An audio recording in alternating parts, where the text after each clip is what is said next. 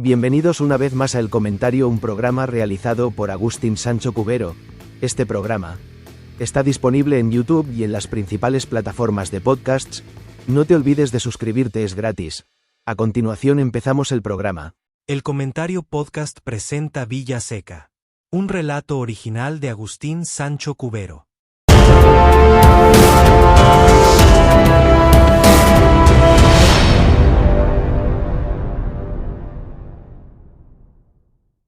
El cierzo soplaba con una furia seca, levantando el polvo rojizo de los campos y azotando las ventanas de Villaseca.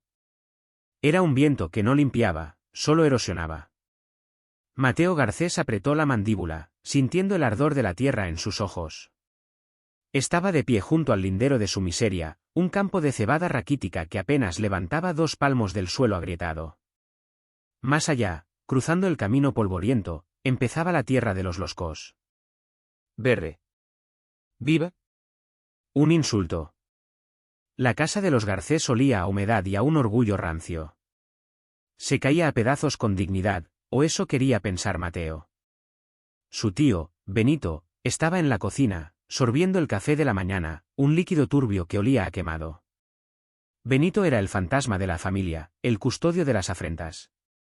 Hablaba solo, o quizás hablaba con los muertos, repitiendo la historia que todos conocían y que a nadie fuera de esa casa importaba ya. 50 años atrás, o quizás 60, el abuelo de Mateo y el abuelo de Pascual Loscos habían sido socios. O amigos. O rivales. Los detalles cambiaban según la embriaguez de Benito. Lo único cierto era el resultado. Los Garcés tenían las tierras altas, las del secano, las que dependían del cielo. Los Loscos se habían quedado con la cañada verde, la vega fértil por la que corría la acequia madre, el único hilo de agua que no se secaba en agosto.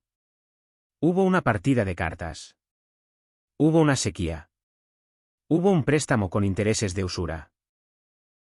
Hubo una firma en un documento que el abuelo Garcés, un hombre de palabra y poca letra, no entendió. Benito juraba que fue un engaño, una traición sellada con vino dulce en la trastienda del Casino Viejo. Los Loscos, desde entonces, eran los dueños. Y los Garcés, los despojados. Mateo no creía en las lágrimas de su tío. Creía en la aritmética. La tierra de los Loscos producía 100 veces más. El agua de los Loscos les permitía vender en tiempos de escasez. La riqueza de los Loscos compraba el silencio del alcalde, la amistad del cura y la vista gorda del guardia civil. Mateo odiaba a Pascual Loscos.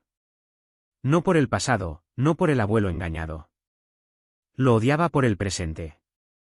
Por el verde insultante de sus campos de alfalfa mientras su cebada moría de sed. Pascual Loscos era un hombre hecho de la misma tierra seca que gobernaba, pero él tenía el agua. Era viejo, con ojos pequeños y astutos que lo veían todo desde el balcón de su casona en la Plaza Mayor. La casa de los Loscos tenía 3 plantas, rejas de forja y un escudo de armas que algún pariente de la ciudad había inventado hacía 2 generaciones.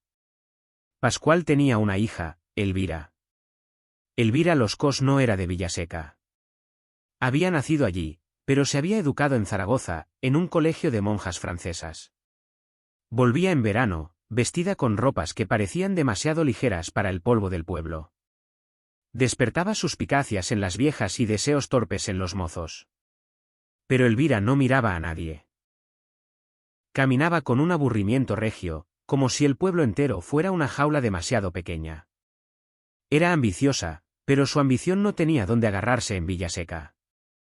Odiaba la sumisión de las gentes hacia su padre, y al mismo tiempo, disfrutaba del poder que esa sumisión le confería. Esa mañana, el rumor corría por el pueblo como el agua por la acequia, don Pascual estaba enfermo. No era una enfermedad grave, decían en la panadería, pero era una enfermedad de viejo. Una de esas que anuncian el final. Y con la enfermedad, llegaba la prisa por la herencia. El notario de Huesca había sido visto subiendo a la casona de la plaza. Para Benito, la noticia fue un bálsamo. Se pasó la mañana en el bar El Clavel, pagando rondas que no podía permitirse. Decía a quien quisiera oírle que la justicia divina existía, que el viejo ladrón iba a morir y que quizás, solo quizás, la hija no sería tan dura. Mateo despreciaba esa esperanza. La esperanza era de débiles. Él no esperaba justicia divina, él estudiaba. Cada noche, mientras su tío roncaba la borrachera, Mateo encendía un candil en la cocina y abría los libros. No eran libros de agricultura. Eran libros de leyes. Un primo lejano, abogado fracasado en la capital, le había mandado un código civil antiguo, manchado de humedad. Mateo lo devoraba. Buscaba la grieta. La letra pequeña que su abuelo no había leído. El pueblo vivía de espaldas a esa guerra silenciosa. La vida seguía su ritmo inmemorial. Las mujeres iban a por agua a la fuente, los hombres se reunían en la cooperativa para hablar del precio del cereal, que siempre era bajo. La sequía apretaba. Hacía 3 meses que no caía una gota decente. Los pozos de los pequeños propietarios, como los Garcés, estaban secos.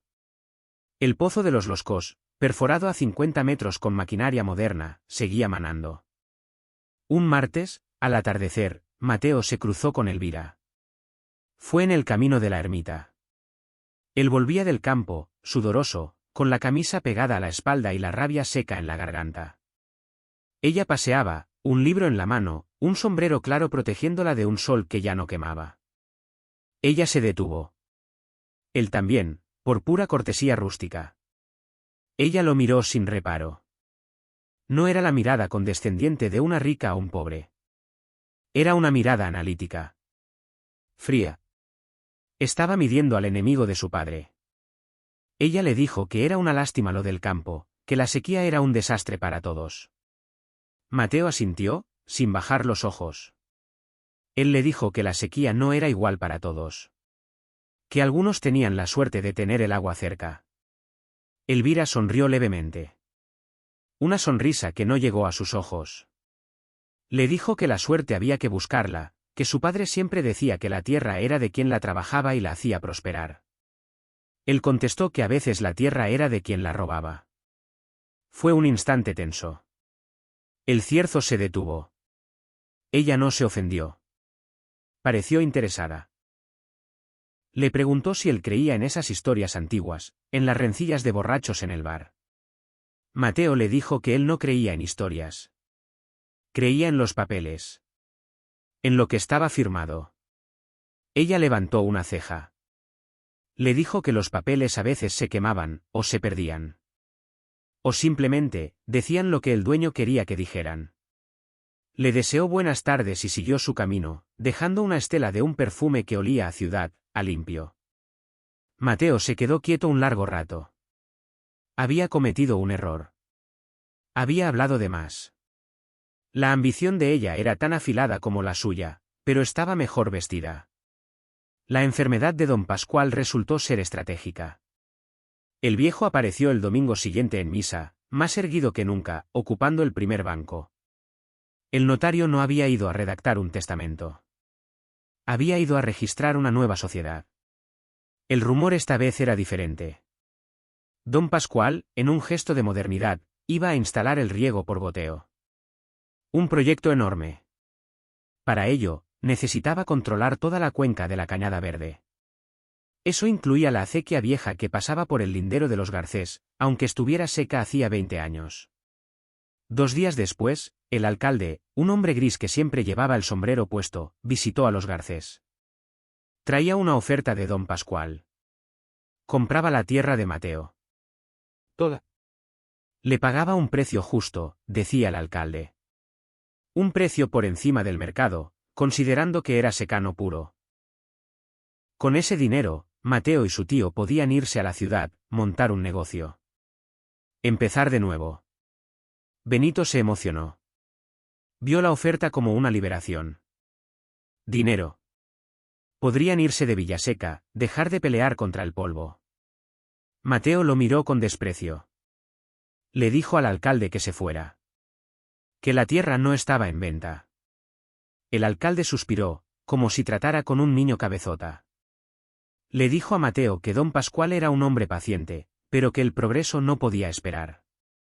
Que si no vendía por las buenas, el ayuntamiento podría declarar la zona de interés público para el proyecto de regadío.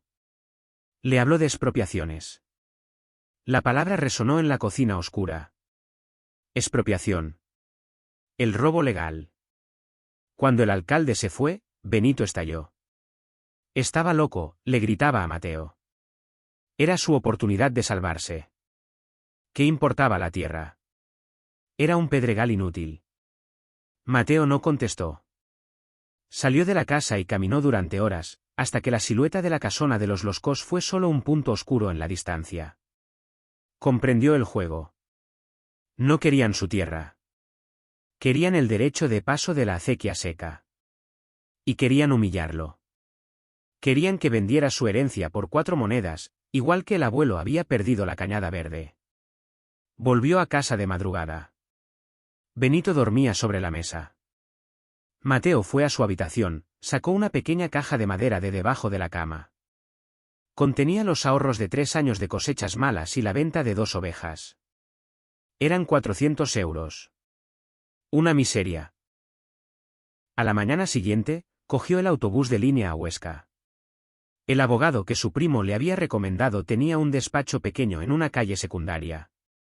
Escuchó a Mateo con paciencia profesional, mirando los papeles amarillentos que Mateo había sacado de la caja, una copia simple del registro de la propiedad de 1940. El abogado frunció el ceño. Le dijo a Mateo que el caso era interesante. La linde de la cañada verde nunca había sido clara. El documento original mencionaba que los Loscos tenían derecho al agua, pero que el cauce de la acequia seguía siendo comunal. La acequia seca que pasaba por la tierra de Garcés. Mateo sintió un golpe de esperanza. Entonces tenían derecho. El abogado sonrió con tristeza. Le dijo que tener derecho y conseguir que se lo dieran eran 2 cosas muy distintas. Un litigio contra Pascual Loscos costaría miles de euros y años de espera. Y ningún juez de la comarca se atrevería a fallar en su contra. Le aconsejó que aceptara el dinero de Pascual. Era un buen consejo. Mateo salió del despacho con el sabor de la ceniza en la boca. El consejo era bueno. Era lógico. Era prudente. Y por eso, era insoportable. Mientras, en Villaseca, Elvira Loscos había decidido que el aburrimiento era un incentivo poderoso. Su padre estaba demasiado confiado. Creía que Mateo Garcés era solo un renacuajo orgulloso. Elvira había visto sus ojos. No eran orgullosos. Eran fríos. Subió al desván de la casona. Era un mundo de polvo, muebles tapados con sábanas y retratos de ancestros con cara de palo. En un baúl de cuero, bajo un vestido de novia apolillado, encontró los archivos de su abuelo. Pasó la tarde leyendo. Encontró la partida de cartas. Encontró el préstamo. Y encontró el documento original de la cañada verde. El abogado de Huesca tenía razón. La linde era ambigua. Pero encontró algo más. Una nota al margen, escrita con la caligrafía apretada de su abuelo. Hablaba de un pacto de caballeros. Los Garcés renunciaban a la cañada a cambio de que los Loscos mantuvieran el caudal de la acequia secundaria. La acequia que ahora estaba seca. Su padre, Pascual, había cortado ese caudal hacía 30 años, cuando instaló la primera bomba eléctrica, desviando todo el flujo principal a su balsa. Elvira se quedó pensando. Su padre no solo había incumplido un pacto. Había roto un contrato. El derecho de Mateo a esa agua era real. Si él lo sabía, tenía una palanca. Elvira dobló el papel y se lo guardó en el bolsillo. Conocimiento era poder. Y su padre, envejeciendo, se estaba volviendo descuidado. Quizás el futuro de los Loscos no estaba en el riego por goteo, sino en una gestión más inteligente de las amenazas. Mateo volvió a Villaseca esa noche. No fue a casa. Fue al bar El Clavel. Estaba lleno. El alcalde estaba allí, y varios concejales. Y el capataz de don Pascual. Hablaban del proyecto de regadío. Hablaban de prosperidad, de futuro. Mateo pidió un vaso de vino. Se quedó de pie junto a la barra. El capataz de Loscos lo vio. Se rió. Le dijo en voz alta que había oído que se iba a la ciudad, que era un chico listo, que el campo era para los burros. Mateo bebió un trago. El vino era áspero. Dijo, con una voz tranquila que cortó el murmullo, que no se iba a ninguna parte. Que la tierra de los Garcés no se vendía. El alcalde intervino. Le dijo que no fuera necio. Que el proyecto beneficiaría a todos. Mateo lo miró. Le preguntó qué proyecto. El proyecto que necesitaba secar la acequia comunal. La que pasaba por su tierra. La palabra comunal cayó como una piedra en un pozo. El silencio fue total. Los otros pequeños propietarios, los que también sufrían la sequía, levantaron la cabeza. El capataz dijo que esa acequia estaba más seca que la garganta de un muerto. Mateo dijo que estaba seca porque la habían secado. Porque el agua de la cañada verde tenía dueños, sí, pero el cauce pertenecía al pueblo. Y que quizás, si se limpiara, el agua podría volver a correr. No era una amenaza. Era una idea. Y era más peligrosa que cualquier amenaza. Era una idea que ponía en duda el pilar del poder de los Loscos, su control absoluto del agua. El alcalde intentó reírse. Dijo que eran fantasías de abogado de 3 al cuarto. Mateo dejó el vaso en la barra. Dijo que no era abogado. Que solo era un hombre que leía los papeles que sus abuelos firmaron. Y que esos papeles decían que la cafiada verde debía dar de beber a la acequia de Garcés. Salió del bar. La noche era fría. El cierzo había vuelto. Mateo caminó hacia su casa. No se sentía victorioso. Se sentía expuesto. Acababa de declarar la guerra con un ejército de un solo hombre. Cuando llegó a la cocina, Benito estaba despierto. Lo miraba con una mezcla de miedo y una extraña, nueva admiración. Le preguntó qué había hecho. ¿Qué iba a pasar ahora? Mateo se quedó de pie junto a la ventana, mirando la oscuridad en dirección a los campos de los Cos. Se veían las luces de la casona en la colina, brillantes y arrogantes. No contestó. La partida acababa de empezar. Y él no pensaba en tablas. En la casona de la plaza, Elvira Loscos alisaba un papel amarillento sobre su escritorio de madera noble. El futuro de Villaseca no lo decidiría el dinero de su padre, ni la rabia de Mateo Garcés. Lo decidiría ella. Y aún no sabía qué jugada le convenía más.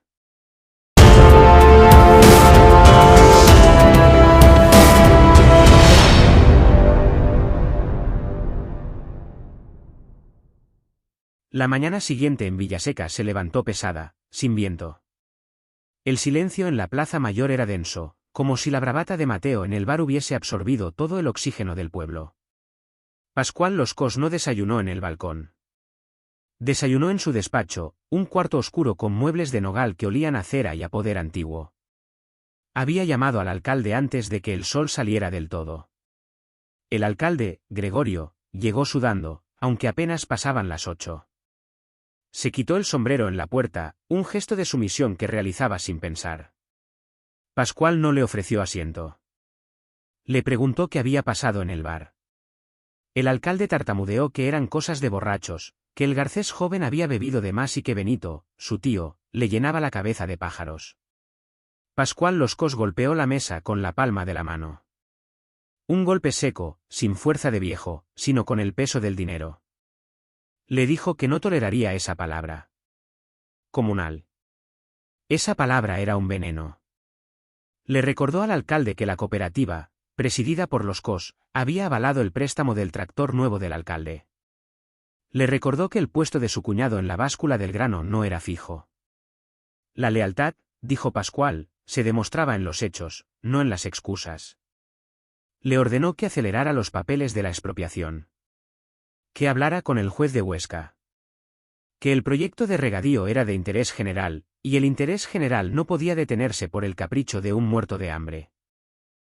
El alcalde salió de la casona más pálido que cuando entró, secándose el sudor del cuello. Mateo Garcés, mientras tanto, sentía el peso de su propia audacia. Había dormido apenas 2 horas. Sabía que había movido una ficha imprudente. Su desafío en el bar no había sido estratégico, había sido visceral. Ahora tenía que encontrarle un sentido. Dejó a Benito roncando en el jergón y salió. No fue a su campo. Fue a la parte baja del pueblo, donde vivían los Mártir. Julián Mártir tenía unas pocas hileras de viña y 2 campos de almendros que se morían de sed igual que la cebada de Mateo. Julián también era nieto de alguien que había perdido tierras con los Loscos, pero su familia había elegido el olvido. Julián estaba en el corral, dando de comer a 4 gallinas flacas. Vio a Mateo y su rostro se cerró. Mateo fue directo. Le dijo que anoche había hablado de la acequia comunal. Que los papeles antiguos decían que el agua de la cañada verde tenía que repartirse. Julián Mártir tiró el grano al suelo con rabia. Le dijo a Mateo que cerrara la boca. ¿Qué papeles ni qué papeles? Eran historias de viejos. Lo único real era la firma de don Pascual en la cooperativa. Le dijo que si él, Julián, se quejaba del agua, al día siguiente el camión de la fruta no le recogería las almendras, o se las pagaría a precio de leña. Le dijo que dejara de remover la mierda, que bastante tenían con la sequía como para buscarse una plaga peor, y esa plaga era la ira de los Cos. Mateo insistió. Le dijo que si se unían todos los del secano, todos los que estaban aguas abajo de la acequia seca, tendrían fuerza. Julián se rió sin alegría. ¿Fuerza? ¿Qué fuerza? La fuerza era el dinero para pagar abogados, la fuerza era tener la sartén por el mango. Ellos solo tenían el mango, y estaba ardiendo. Le pidió a Mateo que se fuera de su casa, que no quería que lo vieran hablando con él. Mateo se fue. La puerta del corral de Julián se cerró con un golpe sordo. Era el sonido de la pobreza temerosa. Comprendió que su ejército de un solo hombre seguía siendo de un solo hombre. En la casona de la plaza, Elvira observaba la escena desde la ventana de su cuarto. Había visto al alcalde entrar y salir. Ahora veía a su padre, don Pascual, caminar por el jardín trasero, dando órdenes enérgicas a su capataz, Ramiro. Su padre estaba disfrutando. Le gustaba la guerra. Le gustaba la sensación de apretar y ver cómo los demás se retorcían. Elvira sintió una punzada de desprecio. Era un método tan burdo. Su padre usaba el poder como un martillo. Eficaz para clavar clavos, pero inútil para construir algo complejo. El proyecto de regadío era complejo. Necesitaba permisos de la Confederación Hidrográfica, necesitaba fondos europeos, necesitaba una apariencia de modernidad y consenso. Y su padre lo estaba gestionando como una pelea de taberna. Sacó el papel del abuelo. El pacto de caballeros. Lo leyó de nuevo. La letra era clara. El derecho de los Garcés a ese caudal era innegable, aunque llevara 30 años seco. Elvira sabía que Mateo no tenía ese papel. Mateo solo tenía la tradición oral, el rencor de Benito, y quizás, la copia ambigua del registro que había visto el abogado de Huesca. Mateo estaba jugando una partida de farol con una pareja de sietes. Y su padre, Pascual, estaba dispuesto a pagar por ver la jugada con toda la artillería. Elvira, en cambio, sabía que Mateo tenía, sin saberlo, una escalera de color. Pero la carta que la completaba la tenía ella en la mano. Decidió esperar. Quería ver cuánto tardaba Mateo en darse cuenta de que no tenía aliados. Quería ver cuánto tardaba su padre en cometer un error por pura arrogancia.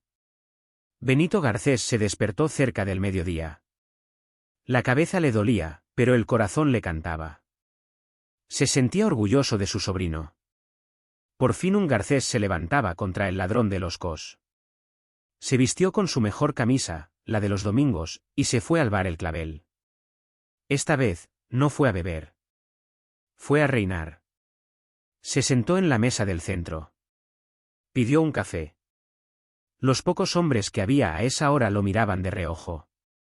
Benito empezó a hablar en voz alta, para nadie y para todos.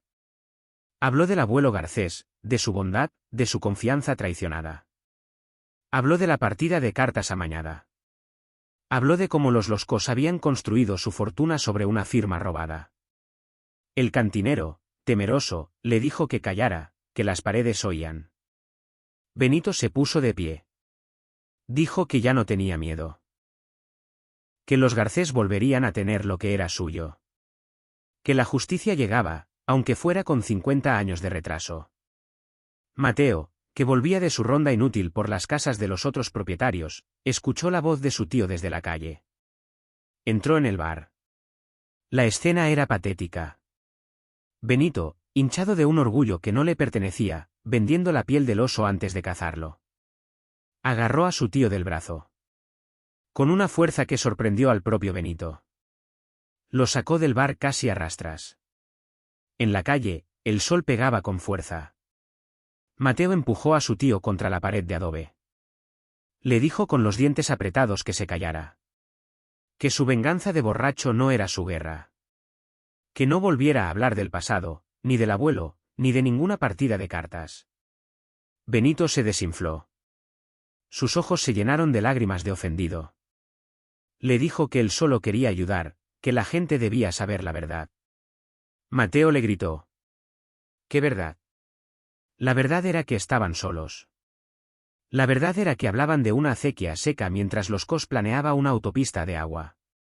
La verdad, le dijo, es que tú quieres llorar por el pasado, y yo quiero beber del futuro. Y no es lo mismo.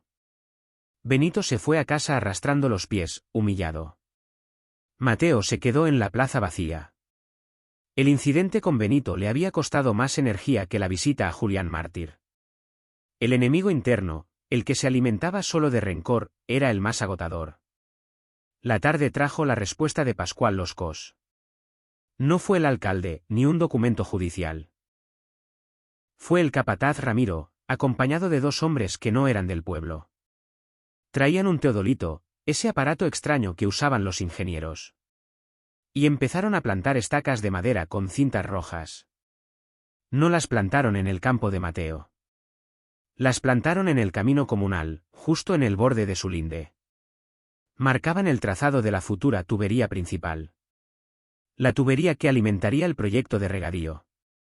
Y pasaba exactamente por donde la vieja acequia seca moría. Era una demostración de fuerza. Un acto de ocupación. Mateo salió de su casa. Se puso de pie en su lado de la linde. Ramiro, el capataz, un hombretón con la piel curtida, lo saludó con sorna. Buenas tardes, Mateo. Estamos midiendo el progreso. Mateo dijo que ese era el camino de la acequia. Ramiro se rió. Dijo que eso era un camino de cabras. Y que ahora iba a ser un camino de agua. Pero no para él. Benito salió detrás de Mateo. Esta vez no estaba borracho. Llevaba una horca de madera en la mano. Le gritó a Ramiro que se largara de allí, que estaban en tierra de los Garcés. Ramiro ni lo miró. Le dijo a uno de sus hombres que siguiera clavando. El hombre avanzó. Mateo vio la escena. Vio la horca en manos de su tío. Vio la violencia inútil que estaba a punto de estallar. Una pelea con el capataz de los Cos solo traería a la Guardia Civil. Y la Guardia Civil siempre sabía de qué lado estaba la razón. El lado del que pagaba los impuestos. Puso una mano en el pecho de su tío. Le dijo que bajara la horca. Benito no quería. Estaba temblando de rabia. Mateo le dijo con una voz helada, si pinchas a ese perro, el dueño nos matará. Y lo hará legalmente. Benito, al borde de las lágrimas de impotencia, bajó la horca. Ramiro y sus hombres siguieron trabajando. Clavaron 3 estacas más, cada uno un clavo en el ataúd de la rebelión de Mateo. Cuando terminaron, se fueron. Sin prisa. La humillación fue absoluta. Mateo y Benito se quedaron solos, junto a las estacas rojas que ondeaban como banderas de conquista. Elvira Los Cos lo había visto todo desde la galería superior de la casa. Vio la arrogancia de Ramiro. Vio la patética figura de Benito con la horca. Y vio a Mateo detenerlo. Ese gesto la impresionó más que la bravata del bar. Mateo Garcés no era su tío. No estaba ciego de rabia. Era frío. Sabía calcular. Había elegido la humillación pública antes que la derrota legal inmediata. Su padre, abajo en el jardín, reía con Ramiro. Habían ganado.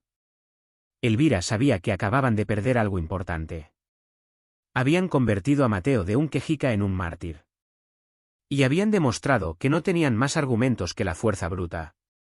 Decidió que había llegado el momento. Su padre había jugado su carta. Ahora jugaría ella. Esa noche, Mateo no miraba los libros de leyes. Miraba las estacas rojas desde su ventana. Eran lo único que se veía en la oscuridad. Se sentía estúpido. Su gran desafío legal se había deshecho en una tarde. Había ido a Huesca, había hablado en el bar, había enfrentado a su tío, y el resultado eran 3 palos en el suelo. Escuchó un golpe suave en la puerta. Se extrañó. Nadie llamaba a su puerta por la noche.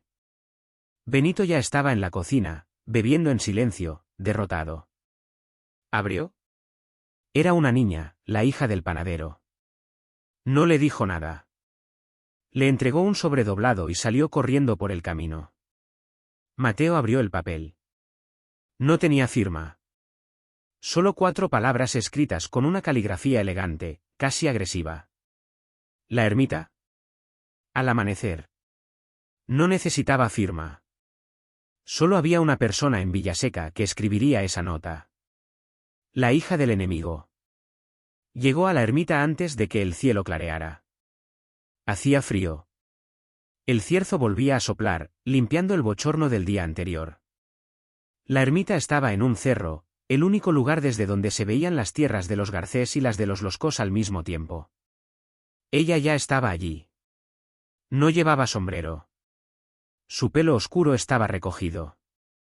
Parecía más seria, más peligrosa que en el camino. Mateo se detuvo a 10 pasos. No dijo nada. Ella habló primero. Dijo que era un idiota. Que su actuación en el bar había sido un desastre.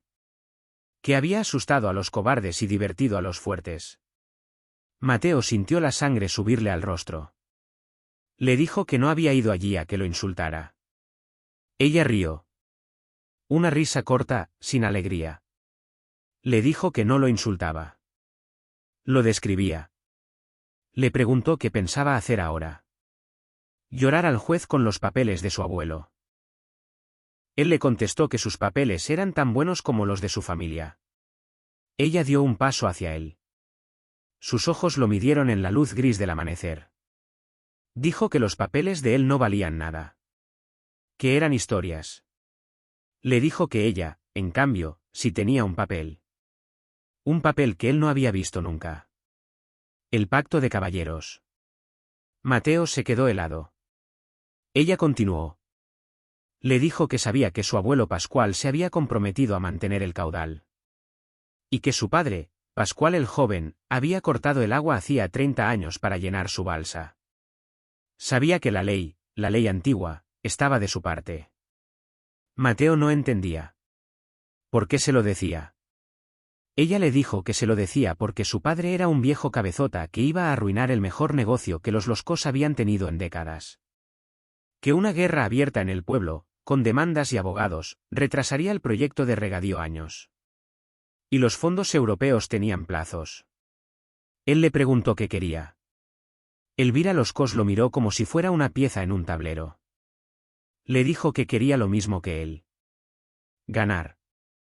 Pero que su definición de ganar era diferente. Le hizo una oferta. No le ofreció agua. El agua de la cañada verde era la sangre del proyecto. No podía dársela. Le ofreció algo mejor. O peor. Le dijo, tú estás solo. Y mi padre te aplastará. Yo no quiero aplastarte. Yo quiero que desaparezcas. Le ofreció dinero. No el precio justo del alcalde. Le ofreció 10 veces el valor de su tierra. Una cantidad que convertiría a Mateo Garcés en un hombre rico en Huesca, en Zaragoza. Donde quisiera. Él le dijo que la tierra no estaba en venta. Ella suspiró, impaciente. Le dijo que dejara el melodrama. Que la tierra era polvo. Que la herencia era una carga. Que el rencor de su tío era veneno. Le ofreció un futuro. Mateo la miró. Vio su ambición, tan desnuda y fría como la suya. Y entendió. Ella no estaba comprando su tierra. Estaba comprando su silencio. Estaba comprando el papel que ella tenía y que él no tenía. Estaba limpiando el pasado antes de construir su imperio de regadío. Él le dijo que no. La palabra quedó suspendida entre ellos. El cierzo pareció detenerse. Elvira frunció el ceño. No lo entendía. Había calculado mal. Le preguntó por qué. ¿Qué más quería? Mateo dio un paso. Ahora estaba el más cerca. Le dijo que no quería dinero. No quería irse a la ciudad. Quería lo que era suyo. Quería el agua. Y si no podía tener el agua, quería justicia. Ella le dijo que la justicia era un lujo para ricos. Él contestó que la venganza, en cambio, a veces era barata. Elvira entendió que había cometido un error fundamental. Había tratado a Mateo Garcés como a un pobre que quería ser rico. Y se dio cuenta de que estaba tratando con un pobre que quería que el rico dejara de serlo. Era una ambición diferente. Una ambición que ella no podía comprar. Le dijo que si rechazaba su oferta, la guerra sería total. Que ella no sería su aliada contra su padre. Que ella se pondría al lado de su padre y usaría todo el poder de los Loscos para destruirlo. Que usaría el papel que tenía, no para ayudarlo, sino para quemarlo y asegurarse de que nadie más lo viera. Mateo asintió. Dijo que lo sabía. El sol empezó a salir, tiñendo de rojo el polvo que levantaba el viento. Iluminó la cara de Elvira. No estaba enfadada. Estaba, por primera vez, preocupada. Había encontrado algo que no podía gestionar. Ella se dio la vuelta. Le dijo que se arrepentiría. Él le contestó que llevaba arrepintiéndose toda la vida. Que ya estaba acostumbrado. Mateo volvió a su casa. El amanecer era rojo. Benito estaba dormido en la silla de la cocina, la botella vacía a su lado. Las estacas rojas seguían en el camino. No había ganado nada. Había perdido una oferta de dinero que lo habría sacado de la miseria. Había confirmado que su enemiga sabía más de sus derechos que él mismo. Y había declarado la guerra a la única persona que había entendido su ambición. Se sentó en la otra silla. Cogió el Código Civil antiguo. Lo abrió por una página cualquiera. Sabía que la respuesta no estaba en ese libro. Ni en el papel de Elvira. Ni en la memoria de Benito. La respuesta estaba en él. Elvira le había ofrecido un futuro. Y él lo había rechazado. No por el pasado, ni por el honor del abuelo. Lo había rechazado porque el odio que sentía por los Loscos era, ahora lo sabía, lo único que tenía en propiedad. Era su verdadera herencia. Y no pensaba venderla. La partida no había hecho más que empezar.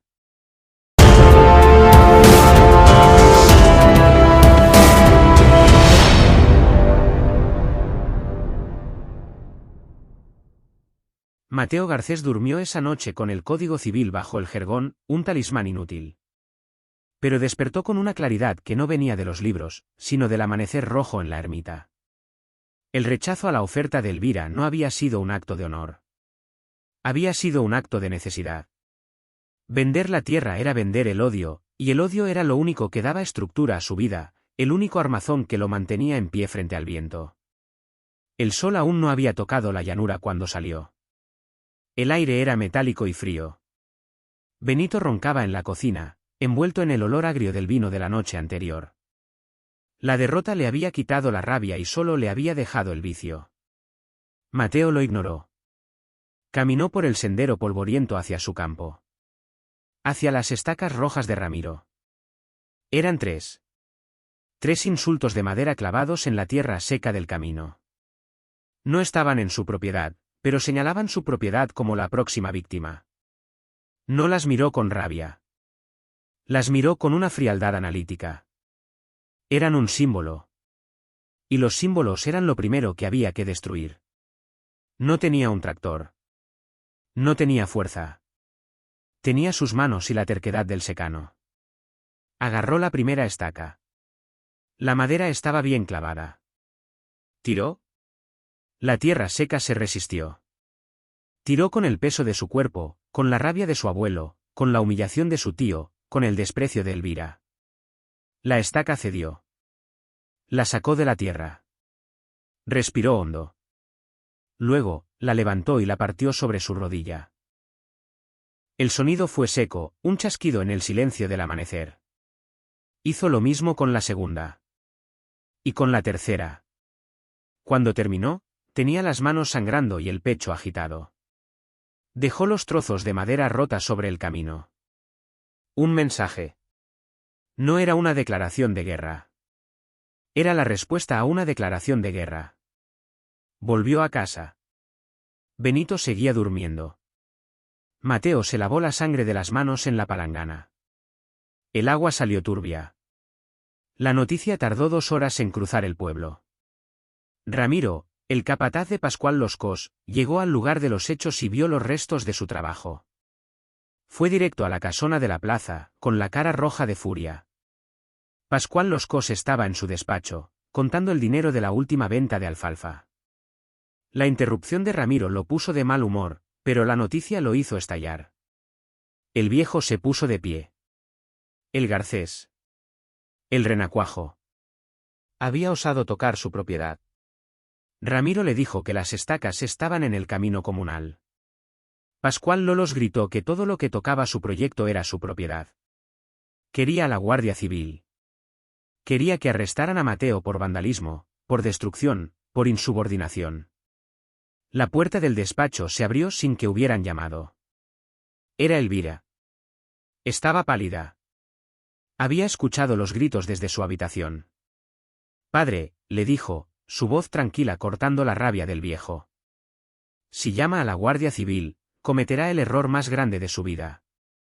Pascual se giró hacia ella. La miraba como si fuera una traidora. Elvira avanzó hacia la mesa. Le explicó, como si hablara con un niño, que la Guardia Civil haría preguntas. Escribiría un informe.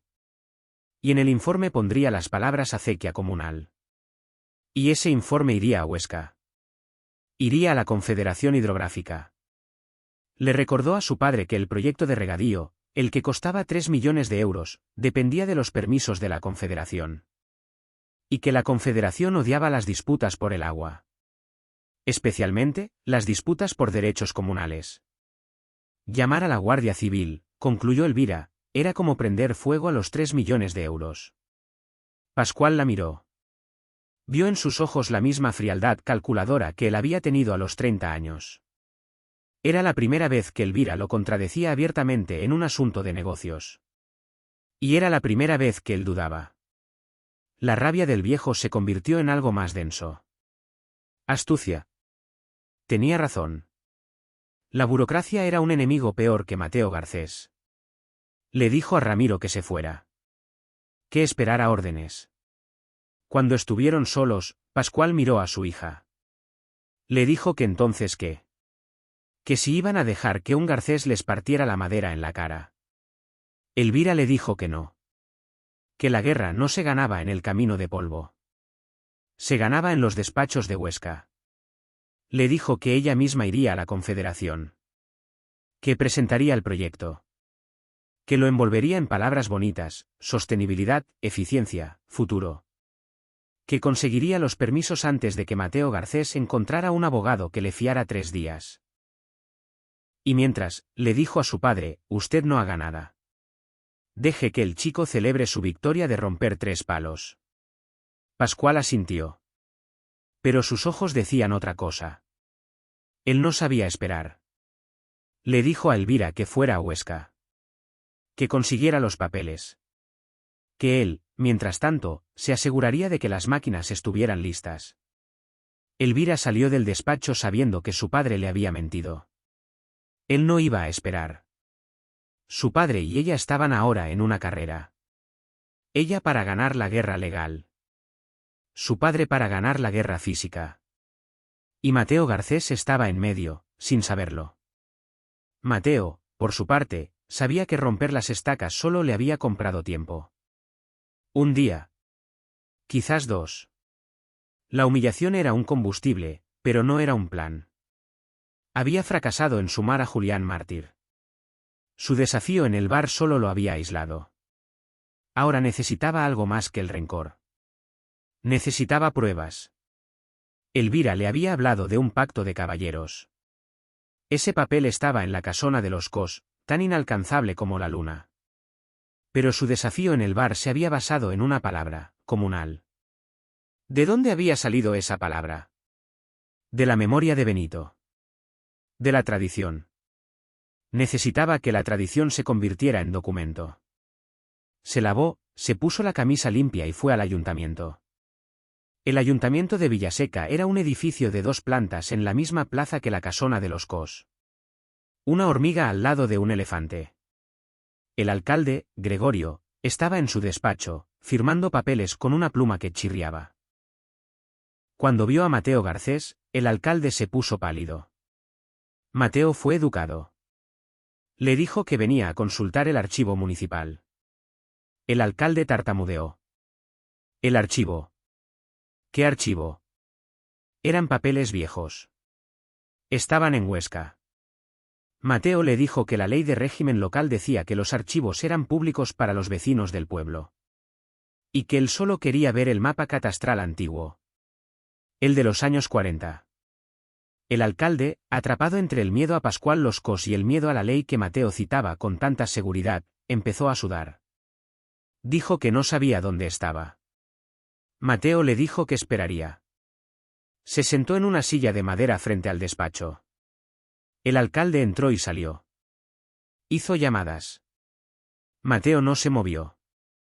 Pasó 1 hora. Pasaron 2. La secretaria del ayuntamiento le miraba con miedo. Finalmente, a la 1 de la tarde, el alcalde salió con un libro enorme, forrado en tela gastada, que olía a polvo y a ratones. Lo puso sobre el mostrador con un golpe soso. El mapa catastral de 1948. Le dijo a Mateo que tenía media hora. Mateo abrió el libro. Las páginas eran de tela. Los mapas estaban dibujados a mano. Buscó la cañada verde. Allí estaba. Y allí estaba su tierra. Y allí estaba el camino. Siguió el trazado de la acequia seca. La línea fina, dibujada con tinta sepia, cruzaba las tierras de varios propietarios. Y junto a la línea, escrito con una caligrafía perfecta, casi diminuta, había una anotación. No ponía acequia. Ponía, servidumbre de paso de aguas. Y al lado, la clave, ASE. Mateo sintió el golpe en el estómago. Le preguntó al alcalde qué significaba ASE. El alcalde, que solo quería que se fuera, miró el mapa por encima.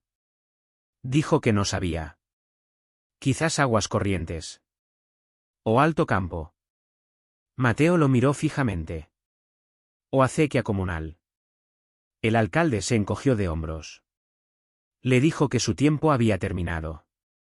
Mateo sacó un lápiz y un trozo de papel de su bolsillo. Con una velocidad febril, calcó el trazado de la acequia y la anotación. El alcalde intentó detenerlo.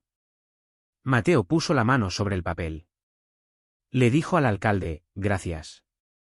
Este mapa dice que el camino que don Pascual quiere para su tubería, no es suyo. Es de todo el pueblo. Salió del ayuntamiento. No había conseguido el pacto de Elvira.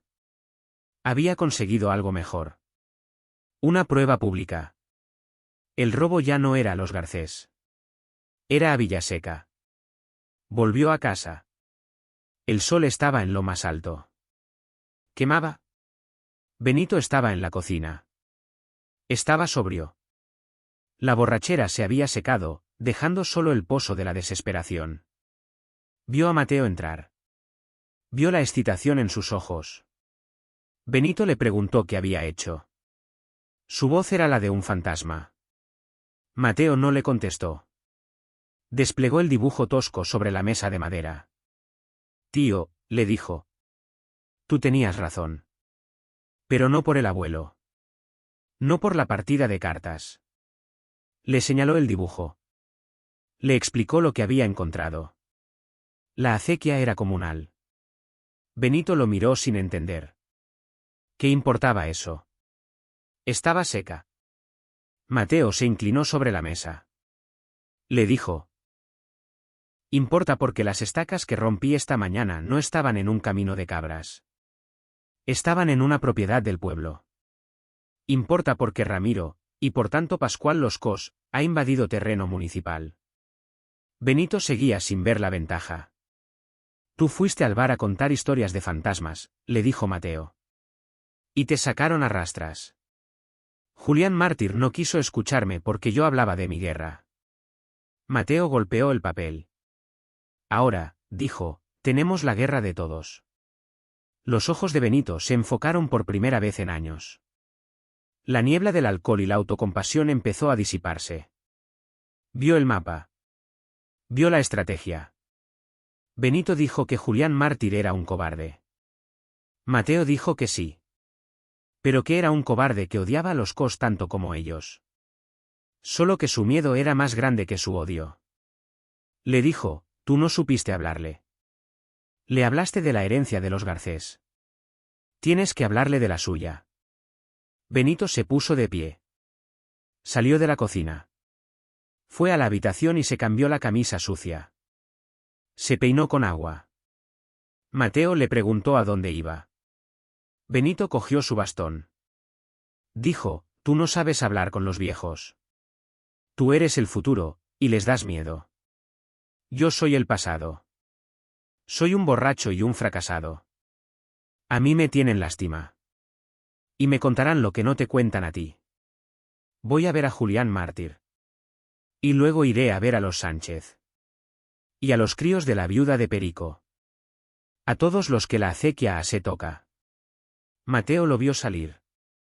Benito caminaba más derecho que en los últimos 20 años. Ese mismo día, Elvira Los Cos estaba en Huesca. No fue a la Confederación Hidrográfica. Sabía que los burócratas de la Confederación eran lentos y difíciles. Fue primero a la Delegación de Industria. Presentó el proyecto de regadío. No habló de agua. Habló de eficiencia energética. De paneles solares para las bombas. De creación de empleo. De fondos europeos para la modernización de la agricultura. El delegado, un hombre de ciudad con corbata, quedó impresionado. Le encantaba la palabra fondos europeos. Elvira le mencionó, como de pasada, que había un pequeño problema del Indes. Un propietario anclado en el pasado. El delegado le dijo que no se preocupara. Que si el proyecto era declarado de interés general autonómico, las expropiaciones eran un trámite sencillo. Elvira sonrió. Le dijo que eso era exactamente lo que necesitaba oír. Salió del despacho con una carpeta llena de formularios y una promesa de apoyo político. Había saltado por encima de la Confederación, del Ayuntamiento y de Mateo Garcés. Había convertido una disputa de pueblo en un proyecto estratégico para la región. Mientras, en Villaseca, su padre, Pascual, no había esperado. La inacción lo estaba matando. Llamó a Ramiro. Le dijo que cogiera a 2 hombres y la camioneta. Que trajeran sacos de cemento y el martillo pilón. Subieron por el camino de la Cañada Verde. No hacia el campo de Garcés. Hacia el nacimiento de la acequia. Llegaron a la antigua compuerta. La que desviaba una pequeña parte del caudal principal hacia la acequia comunal. Estaba oxidada, seca desde hacía 30 años, desde que el propio Pascual la había cerrado. Pero el mecanismo seguía allí. Pascual miró la compuerta. Era la prueba física de que la acequia comunal había existido. Era el origen del derecho de Mateo. Le dijo a Ramiro: «Rómpelo». Ramiro cogió el martillo pilón. Destrozó el mecanismo de hierro fundido. Luego, con el cemento, hicieron una pasta rápida y cegaron la entrada de la acequia. Crearon un muro de hormigón. En 2 horas, la acequia comunal no solo estaba seca. Había dejado de existir. Pascual Los Cos había borrado físicamente el mapa que Mateo Garcés acababa de encontrar. Esa tarde, Benito volvió a casa. Estaba agotado, pero sus ojos brillaban. Se sentó en la cocina. Le dijo a Mateo: «Tienen miedo. Pero escuchan. Julián Mártir dice que si el ayuntamiento nos apoya, él firmará. Los Sánchez dicen que los Cos les robó el agua de un pozo hace 10 años. La viuda de Perico solo quiere que la dejen en paz, pero odia al alcalde. Mateo sintió algo que no había sentido nunca. No era esperanza. Era algo más afilado. Era la sensación de tener, por fin, una palanca. El sol se estaba poniendo. El cielo tenía el mismo color rojo de las estacas rotas. Mateo miraba el mapa calcado sobre la mesa. Tenía la prueba del ayuntamiento. Tenía el testimonio de Benito. Tenía a los vecinos dudando, al borde de la rebelión. No sabía que a 50 kilómetros, Elvira Los Cos tenía un papel que convertía su mapa en papel mojado. Y no sabía que a 5 kilómetros, su padre acababa de usar cemento para borrar la historia, convirtiendo la lucha de Mateo por el agua en una lucha por un cauce de polvo que ya no llevaba a ninguna parte. Mateo Garcés creía que por fin había encontrado las armas para la guerra. No se daba cuenta de que sus enemigos acababan de cambiar el campo de batalla, y él seguía luchando en una trinchera que ya no existía.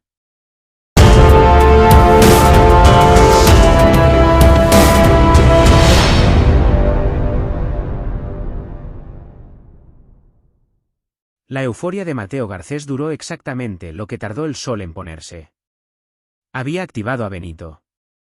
Había encontrado el mapa. Había, por primera vez, sentido el temblor de una alianza. Pero una guerra no se gana con un solo mapa. Se gana con el territorio. Esa noche, Mateo no durmió. Estudió el dibujo calcado. La línea de la acequia ase era su camino. Benito, agotado por su día de diplomacia entre los desheredados, dormía en la silla, esta vez sin la botella. Era un sueño de puro cansancio, casi de dignidad. Antes del alba, Mateo despertó a su tío. Benito se sobresaltó, sus ojos buscando instintivamente el vino. Mateo le puso un vaso de agua en la mano. «Vamos», le dijo.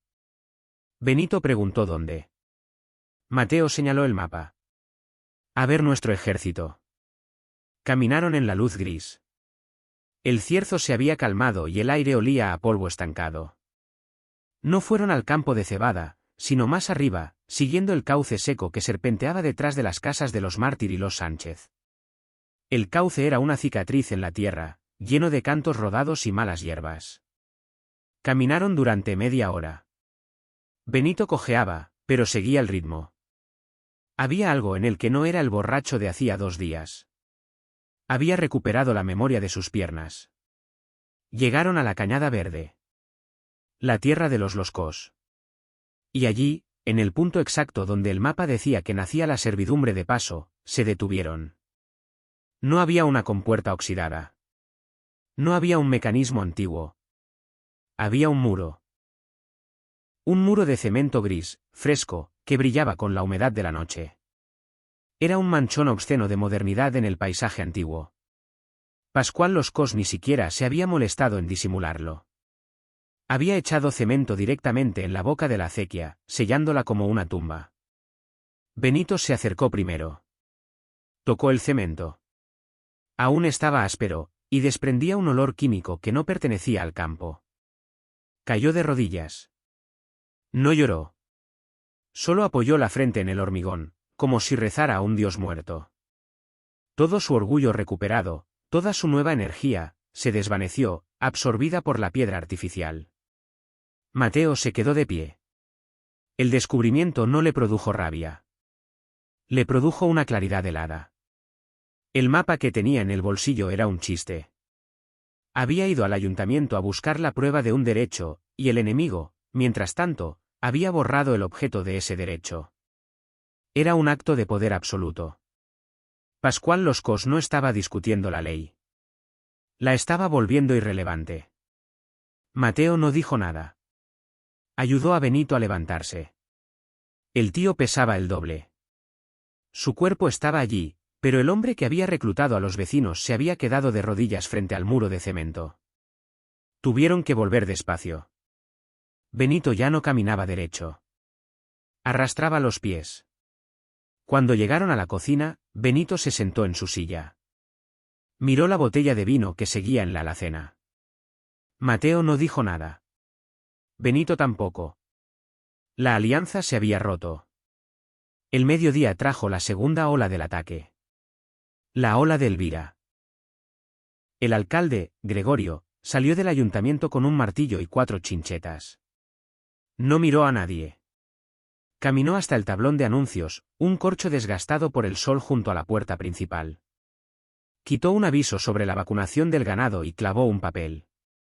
Un papel oficial, con un sello de tinta azul del gobierno de Aragón.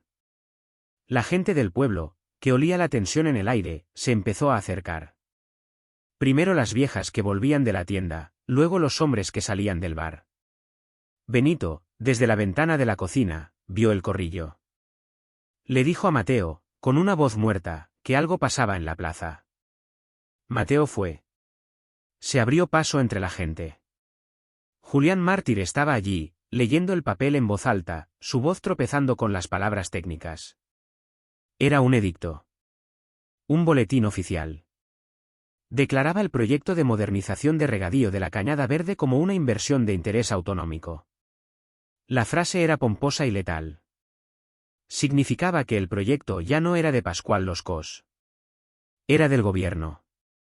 Hablaba de eficiencia hídrica, de futuro sostenible, de fondos europeos. Y al final, en el párrafo 4, estaba la daga. Se autorizaba el procedimiento de urgencia para la expropiación forzosa de los terrenos afectados por el trazado principal de la tubería. Un anexo listaba las parcelas. La primera, la de la viuda de Perico. La segunda, la de los Sánchez.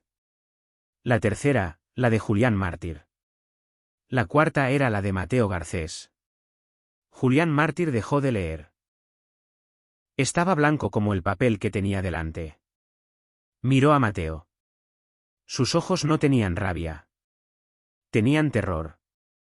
Ya no era una pelea contra un vecino rico. Era una pelea contra el gobierno. El alcalde, Gregorio, que se había refugiado en su despacho, vio a Mateo. Salió, esta vez con una autoridad que no era suya. Era la autoridad del papel sellado. Mateo, le dijo. Se acabó. Mateo lo miró. Le dijo que el mapa. Que la acequia comunal. El alcalde casi se rió. ¿Qué acequia? La acequia la definen los mapas nuevos, los de Huesca. No tus papeles de ratones. El proyecto es de interés general. Y tú no eres el general. El corrillo se disolvió. Julián Mártir se fue a su casa. Los Sánchez lo siguieron. La rebelión de Benito, que había durado un solo día, acababa de ser aniquilada por un sello oficial. Mateo se quedó solo en la plaza. El sol de la tarde calentaba el polvo. Entendió la jugada completa. Pascual, el padre, el bruto, había usado el cemento para borrar el pasado. Elvira, la hija, la estratega, había usado el boletín oficial para robar el futuro. Se complementaban a la perfección. El puño de hierro y el guante de seda. Mateo volvió a su casa. Era la casa de un hombre derrotado. Benito estaba exactamente donde lo había dejado. Pero la botella de vino estaba en la mesa. Y estaba medio vacía. El tío levantó la vista. Sus ojos estaban turbios de nuevo, pero esta vez no era solo alcohol. Era una rendición absoluta. Nos han ganado, dijo Benito. Mateo lo miró. Al borracho. Al fantasma. Al custodio de las afrentas. Al hombre que le había legado un odio inútil. No, dijo Mateo. Benito lo miró con sorpresa. A ti te han ganado, dijo Mateo. Porque tú luchabas por el pasado. Y el pasado acaban de enterrarlo con cemento. Mateo fue a su cuarto. Cogió el fajo de billetes que guardaba en la caja de madera. Los 400 euros. Cogió el mapa calcado y lo arrugó en su puño. Cogió una camisa limpia. Benito le gritó desde la cocina. ¿Qué haces? ¿A dónde vas? Mateo se paró en el umbral. Miró la cocina sucia, la viga podrida, el olor a derrota. Tú te quedas con tu herencia, le dijo a Benito. Te quedas con las historias del abuelo, con la partida de cartas y con tu botella. Te lo mereces. ¿Y tú?, sollozó Benito. Yo, dijo Mateo, voy a por la mía. Salió de la casa sin mirar atrás. Caminó por el pueblo. Ya atardecía. El cierzo volvía a levantarse, esta vez frío, anunciando el otoño. Las luces de la casona de los Cos se encendieron. Eran las únicas luces brillantes en Villaseca. Vio movimiento en la plaza. Un coche caro, uno que no era del pueblo, estaba aparcado frente a la casona. Unos hombres con carpetas, vestidos de ciudad, hablaban en la puerta. Los ingenieros de Huesca. Elvira estaba con ellos. No la había visto desde la ermita. Llevaba un traje de chaqueta. Parecía una ejecutiva, no la hija de un terrateniente. Daba órdenes. Señalaba los planos que los hombres extendían sobre el capó del coche. Ella levantó la vista y lo vio. Mateo Garcés estaba de pie, en medio de la plaza, con su hatillo en la mano. Elvira no sonrió. No había triunfo en su cara. Solo una fría constatación. Se despidió de los ingenieros y caminó hacia él. El cierzo movía su pelo. Se detuvo a 3 pasos. La plaza estaba vacía, salvo por ellos. El pueblo entero se escondía tras las cortinas, observando el final de la guerra. «Te vas», dijo ella. No fue una pregunta. Mateo asintió. Ella dijo que era lo más inteligente que había hecho en todo el mes. Que con el dinero de la expropiación podría empezar en otra parte. Él se rió. Una risa seca, como el golpe de una piedra. Dinero. ¿Qué dinero? El dinero de la expropiación eran 4 monedas. Lo justo para pagar el ataúd de Benito. Entonces, ¿a dónde vas?, dijo ella. Mateo la miró. Vio la inteligencia en sus ojos. Vio la ambición que la devoraba. Vio a la única persona en Villaseca que entendía el idioma que él acababa de empezar a aprender. No lo sé, dijo Mateo. A Huesca. O a Zaragoza. ¿A dónde se aprende a hacer boletines oficiales? Elvira lo estudió. La sorpresa duró un segundo, reemplazada por algo que casi parecía respeto. O quizás, solo curiosidad. Es un juego caro, dijo ella. Él se encogió de hombros. El secano es una buena escuela. Enseña a vivir sin nada. Ella asintió levemente. Volvió a mirar sus planos. El proyecto. El futuro. En Villaseca no hay nada para ti, Mateo, dijo ella. Lo sé, contestó él. Y por eso, ya no soy de Villaseca. Se dio la vuelta. No le ofreció la mano. No hubo un adiós. Elvira Loscos se quedó mirando cómo se alejaba. Vio esa espalda recta, la figura oscura cruzando la plaza de la que ella ahora era la dueña absoluta. Había ganado. Había conseguido todo lo que quería. El proyecto estaba en marcha. Su padre estaba controlado. Los enemigos estaban neutralizados. Pero mientras lo veía caminar hacia la carretera, sintió, por primera vez, un vacío. La victoria era eficiente. Pero era terriblemente solitaria. Mateo Garcés llegó a la carretera principal. El polvo le cubría los zapatos. El autobús de línea a Huesca pasaría en 1 hora. O quizás en 2. No importaba. Miró por última vez las luces de Villaseca. La luz brillante de la casona de los Loscos, y las luces débiles, moribundas, del resto del pueblo. Apretó el puño que aún sostenía el mapa arrugado. Lo tiró al suelo. No lo necesitaba. Llevaba la geografía del odio marcada en la memoria. Había perdido la tierra. Había perdido la herencia. Había perdido el agua. Pero había ganado una ambición tan limpia y tan dura como el cemento que tapaba su pasado. La guerra no había terminado. Solo había cambiado de escenario. El cierzo sopló con fuerza, empujándolo hacia la oscuridad de la carretera. Y él empezó a caminar.